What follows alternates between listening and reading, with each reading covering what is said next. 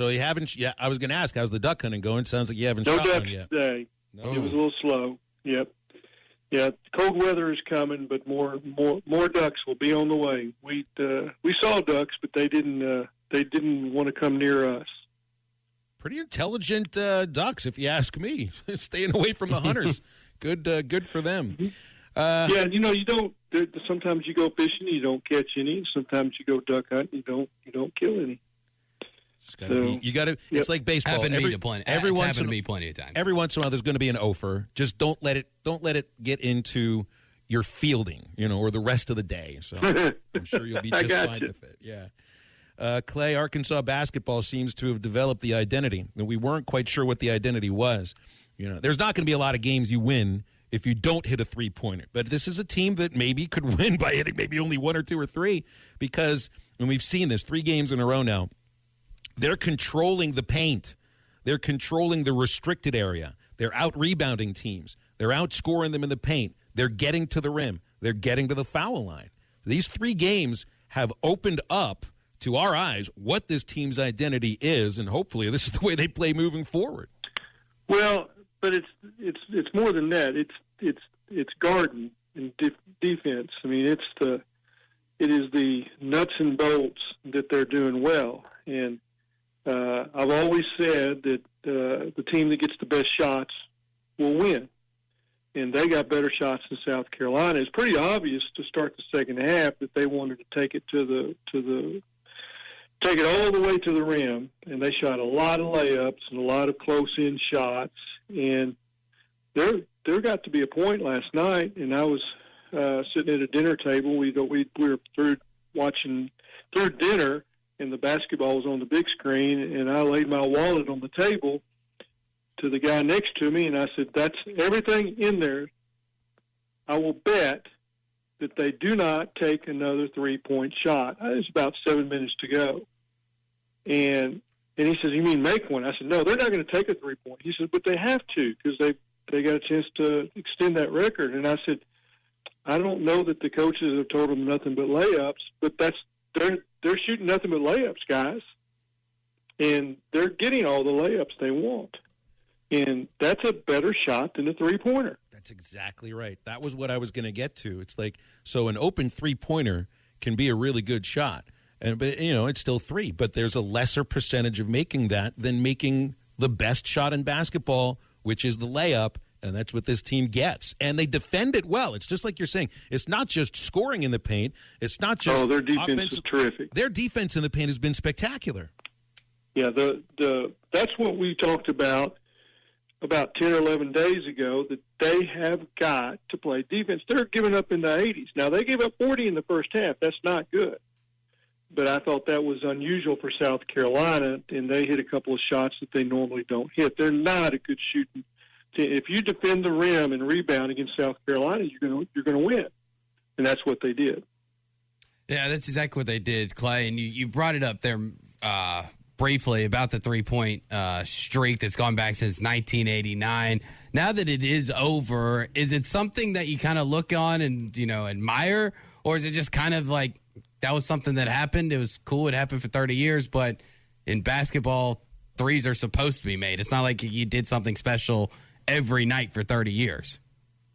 No, and there were a couple of nights where you thought it was getting close, and I'm sure for some guys like Pat Bradley or name some others that really took a lot of pride in that streak, because they helped start it.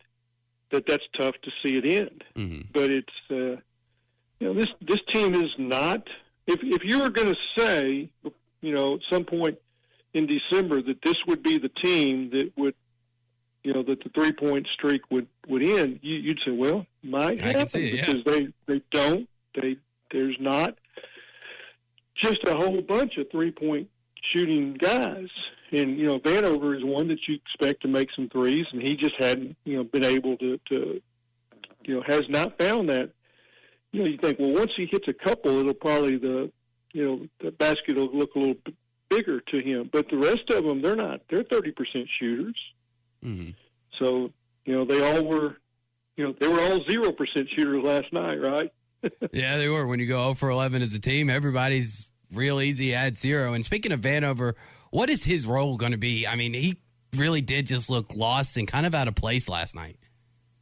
Yeah, and then I mean he didn't have it, and he hasn't for whatever reason hasn't been the same this year. And I suspect that there'll be a few more games where he gets a chance, but at some point it's got to go right, or he's going to be on the pine. Mm-hmm. Because he is a defensive liability, and if they're hanging their hat on defense, he's not the guy you put out there, right? I mean, it's just he's not going to cover. He can't move side to side. So, but yeah, this team is. I don't know if they'll make the NCAA tournament. There was a lot of talk in the group I was with last night. Can they? Yeah, they can, but they've got a lot of tough games coming. And but the fact that they won at LSU gives you a lot of hope, and the way they played that second half last night gives you hope that they can defend, and they do have some guys that are tough to guard. Note is tough to guard.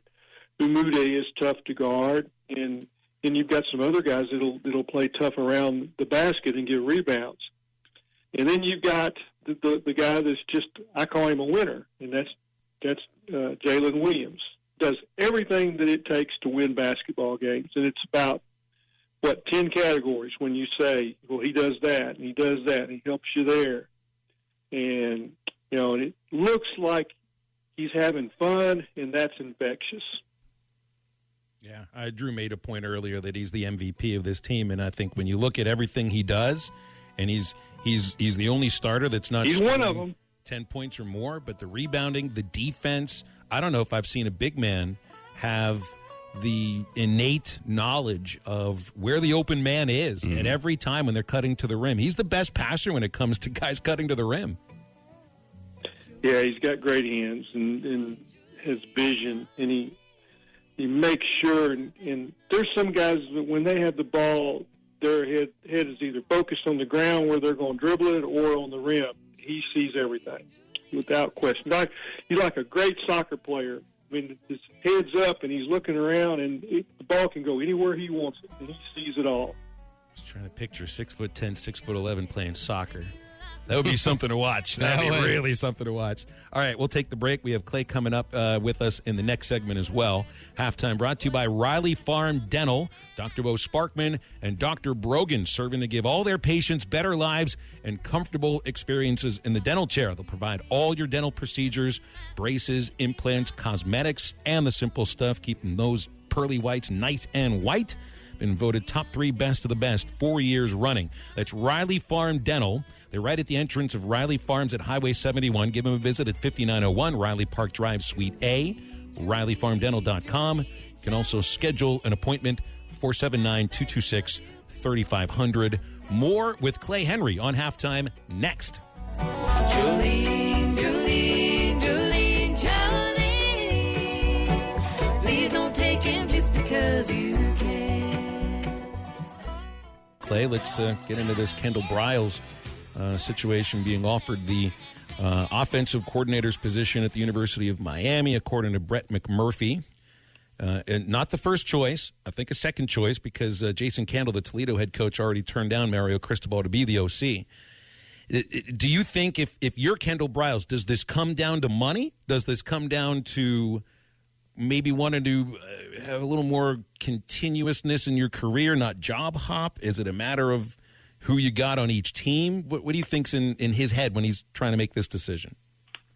Well, if I'm the coordinator, the first thing and I'm the quarterback coach, the first thing I want to think about is who my quarterbacks are. And he's sitting pretty good with K.J. Jefferson. I think we all know that. He's also in the toughest division in college football. So, you temper all those things. And, it's like how much can you win? And, do you like who you're working for? And, what do you think the living conditions are going to be? Now, I'm not the guy that wants to go to South Beach. and I don't think he is either. He's a Texas guy. He's lived in Florida, so he knows what that's like. So all those things, come into play. And then, there's always, it's like you want your name out there so that, there's always a little bit more money in the pot, right? So when you're coveted, and, if you're Sam Pittman, you want coaches that other people want, so that's just part of it. But, he's done well at Arkansas, and he deserves these chances. And that's going to happen. And I think at some point you're going to lose some coaches. Yeah, they haven't yet, though, which is an amazing thing, and it says a lot about, I think, the relationship amongst these coaches. It's really difficult to keep a staff intact one year after the other. I've managed to do it right now, and when I think of that, when I think of some of the factors you just mentioned, I honestly can't imagine Kendall Briles leaving Arkansas for Miami. No, but it's all, you always want to listen, because then it tells people that you will listen, so that you don't, sometimes you can you can stay somewhere too long. Sometimes you look at Sam Pittman's resume, and there's a lot of different stops. So I would think that he's probably going to be here, but he's not going to be here forever. Mm. And with Kendall Briles, I talked about it before we get you on, Clay, is that, we're talking about him making lateral moves this year. If Sam Pittman and Kendall Briles is able to put up same to even better offensive numbers next year, I think we could be talking this time next year about, him being a head coaching, being in a head coaching search. No question. And that's the goal. And I'm sure it's the goal for Barry Odom as well. And, it just, there's you have to weigh everything, but you also have to weigh, what kind of salary are you getting? What kind of jump did you get? You're going to get a raise at Arkansas. I'm pretty sure he's going to get, I'm hearing 30%, and, so he goes to 1.3 or 1.4, whatever, that may be, and that doesn't sound like it's a lot, say 1.1 to 1.3, but man, that's a lot of money in my eyes. Yeah, it is. It's definitely that's a lot of pork and beans. So what do you think is the best aspect of what Kendall Briles does as an offensive coordinator? I know a lot of people think it's working with the quarterbacks, and I'd have a difficult time arguing against that when you see how Felipe improved his 1 year at Arkansas. And, from what KJ did this last year, he was an inaccurate quarterback before this season, and his accuracy was one of the things we loved about him this season. Yeah, well, the number one thing that I saw this year were adjustments at halftime. And when you look at, it's like 120 to 60 that they outscored the opposition. And that's not just offense, that's defense holding the other side down. But their third quarters were off the charts. And so they had a plan as a staff for what they were going to do. And, whether Sam's involved a little bit with that or some of it's defense, whatever. But they take care of the ball offensively. They don't have a lot of turnovers. They seem to take advantage with what the defense has given them and being able to figure that out. And I think being able to run the ball in the SEC is just huge. And he knows how to do that with his offense. And I think there's a mesh between the head coach and the offensive coordinator, and that's huge. Yeah, that's they replaced offensive coaches, this year, from last year to this year, and that seemed to work all right. So Drew Clay makes a great point here about that third quarter. Clay, Arkansas outscored their opponents in the third quarter 122 to 68. Drew, that says halftime adjustments, doesn't it? Yeah, it really does. And that's the thing that we've seen all season long is that they've started off slow, but they've been able to build up. One criticism, though, I guess that Kendall Briles gets a lot is the trick plays. Do you think those will slowly start to tamper off and kind of get back to a little bit more of traditional play calling? Or do you think that's what he really likes to do and he might even add more? Well, I think that if you have trick plays, and I've talked to a lot of different coaches about this, and if you have those in your reputation, that means the other team's got to work on them. Mm-hmm.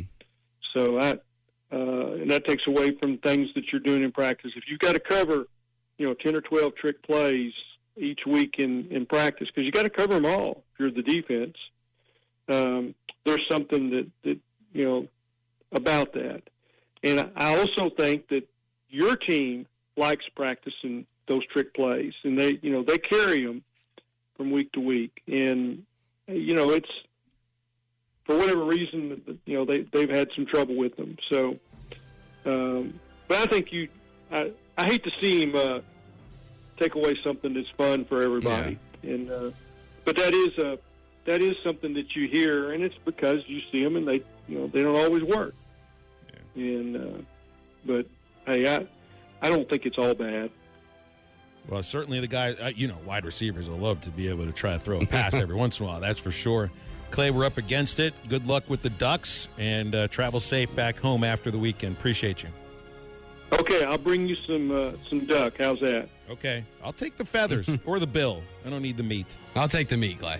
Second hour of halftime coming up right after this. BetOnline would like to wish you a happy new betting year as we continue our march to the playoffs and beyond. BetOnline remains the #1 spot for all the best sports wagering action for 2022. New year and a new updated desktop and mobile wagering to sign up today and receive your 50% welcome bonus on your first deposit. Just use our promo code BELIEVE to get started. That's BLEAV. From football, basketball, hockey, boxing, and UFC, right to your favorite Vegas casino games. Don't wait to take advantage of all the amazing offers available for 2022. BetOnline is the fastest and easiest way to wager on all your favorite sports. BetOnline, where the game starts.